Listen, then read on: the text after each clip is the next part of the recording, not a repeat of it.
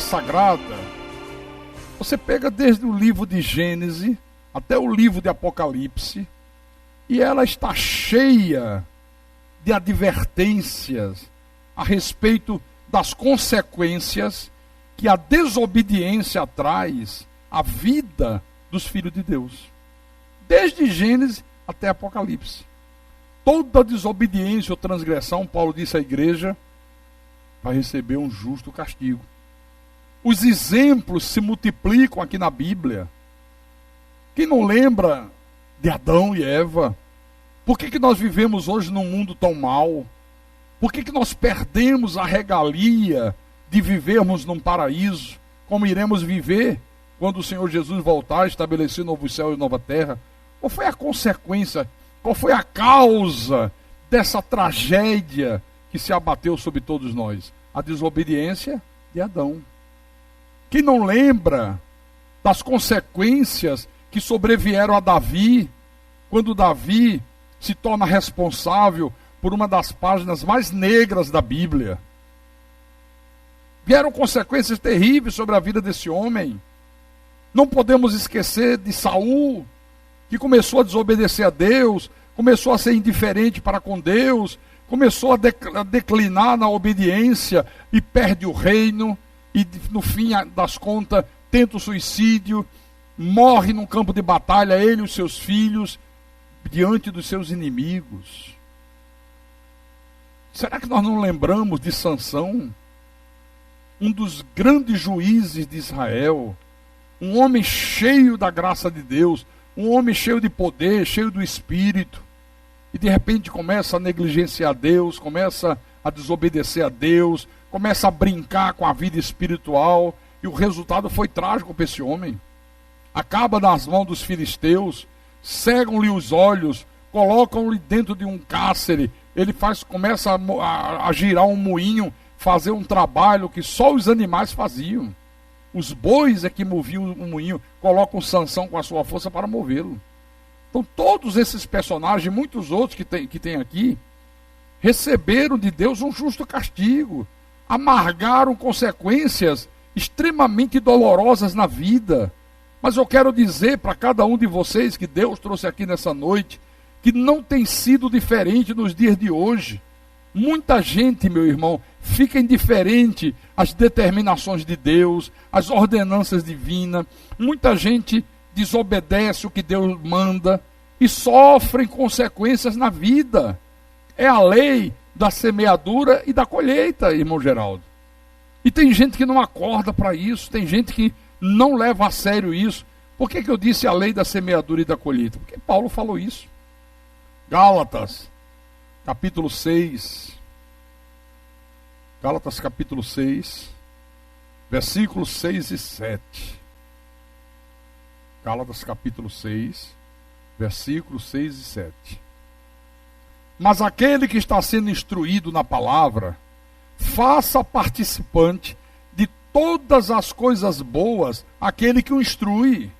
Ele está dizendo, olha, aquele que está sendo instruído na palavra, que está sendo ensinado, faça participante das coisas boas, mostre a sua mudança de vida, mostre que a palavra está surtindo efeito, mostre que o ensinamento de Deus está mudando a sua vida, aquele que o instrui.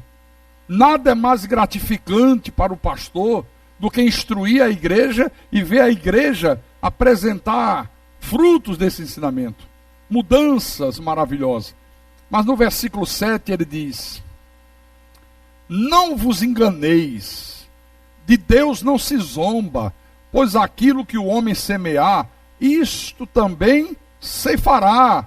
Aquilo que o homem planta, o homem colhe. Irmãos, isso aqui vale para todos nós. Isso vale para mim, isso vale para você, isso vale para o irmão que está aí do teu lado, isso vale para todos. Plantou, vai colher. Se você planta uma boa semente, você vai colher um bom fruto. Se você planta uma má semente, você vai colher um fruto mau. Tem gente que está sofrendo hoje consequência de uma má semente plantada ontem. Quem semeia ventos, colhe tempestades. Isso aqui é real. Isso aqui não é uma brincadeira. Isso aqui acontece, irmão, no dia a dia da vida. Isso aqui é para se levar a sério. Aquilo que o homem semear, isso também ceifará. Olha, tem um exemplo que eu gosto muito, que eu quero compartilhar com vocês nessa noite, que é o exemplo de Jonas. Vamos lá no Velho Testamento, no livro de Jonas,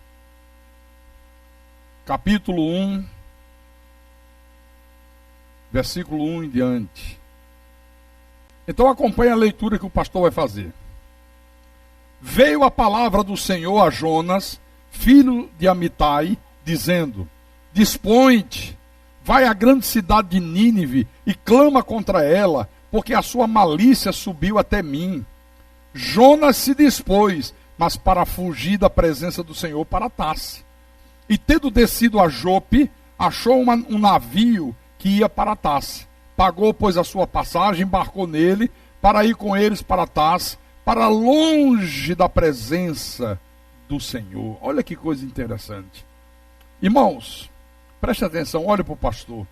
Jonas é o protótipo daquele filho de Deus que é acomodado, que é desobediente, que é indiferente a Deus, que é ensinado, mas nunca apresenta fruto desse ensinamento, nunca dá mostras de que a palavra está surtindo efeito na vida dele. Na verdade, esse livro aqui de Jonas foi escrito para descrever exatamente a indiferença do povo de Deus para com Deus, a indiferença com o seu chamado.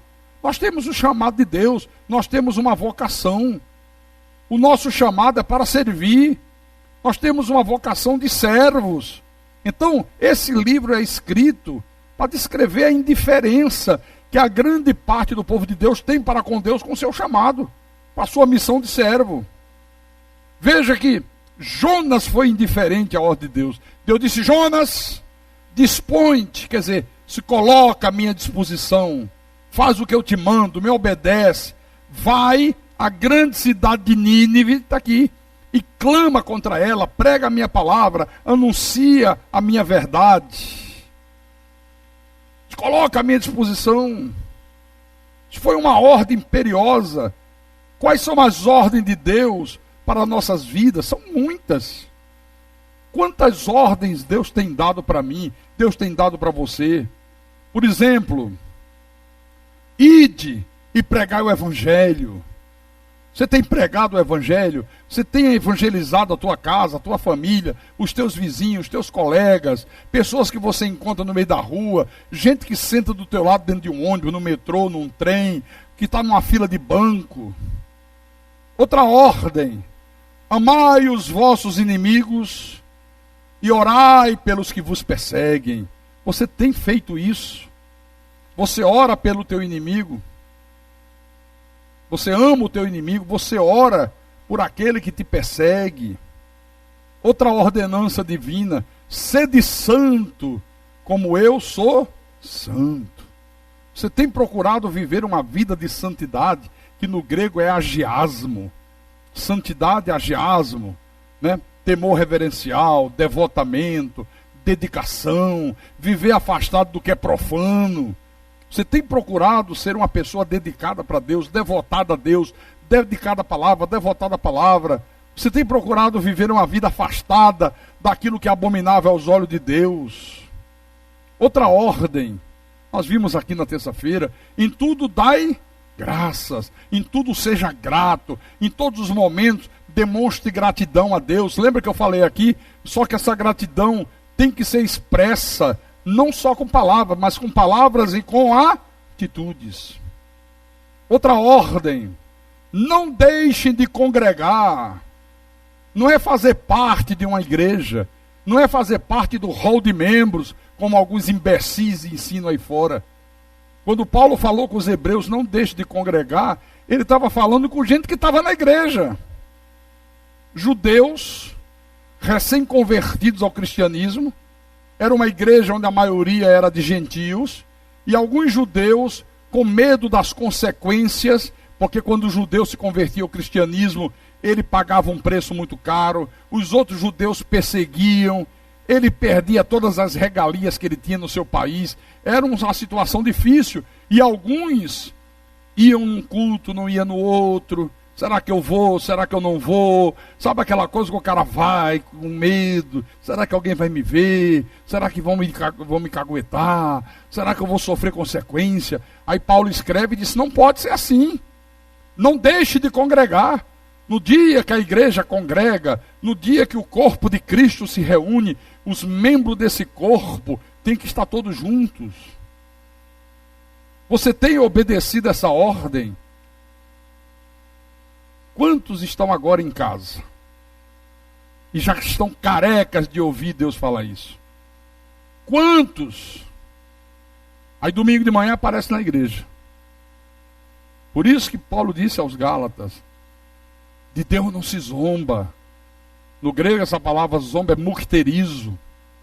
Ou seja, para Deus ninguém torce o nariz. Você pode torcer o nariz para o pastor, você pode torcer o nariz para o teu chefe, para o teu pai, para a tua mãe, para o teu irmão, para quem você quiser. Para Deus não faça isso.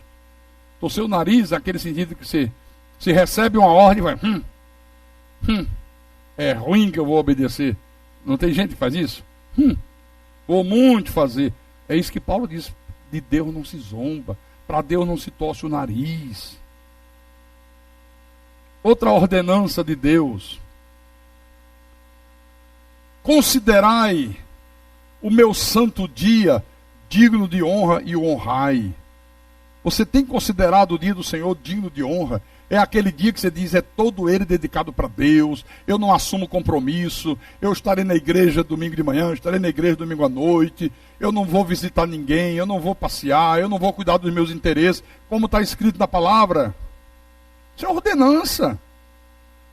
Sede fiel nos dízimos, sede generosos nas ofertas. Você tem sido um fiel dizimista? Tudo que Deus faz chegar às tuas mãos, você tem o cuidado de, a primeira coisa, separar as primícias para Deus, antes de pagar a conta, antes de usufruir. Espera aí, o dízimo tem que ser as primícias. Você tem sido fiel a Deus dessa forma? Você tem sido generoso na tua oferta? E não é só a oferta financeira, é a oferta do teu tempo, oferta do teu talento, oferta do teu tudo, da tua vida para Deus. Quantas ordenanças! Aí eu pergunto, a qual ordenança de Deus você tem sido indiferente? O que Deus tem ordenado você fazer e que você não tem feito? Pense nisso aí agora. O que Deus tem ordenado, dentre essas coisas que eu falei, tem muitas outras, que vocês sabem muito bem. Maridos, amai as vossas esposas, como Jesus amou a igreja. Esposa, sede submissa aos vossos próprios maridos, como ao Senhor. Filhos, honrai os vossos pais. Tem muitas ordenanças. Qual a ordenança que Deus tem feito, determinado você fazer, e que você não tem feito? Jonas foi indiferente à ordem de Deus. Dispõe-te, te coloca à minha disposição, vai para Nínive, proclama a minha palavra na cidade de Nínive. Ele se dispôs, mas para fugir de Deus, compra uma passagem, entra num navio e vai para a cidade de Tarse, para longe da presença de Deus. Que coisa impressionante isso aqui.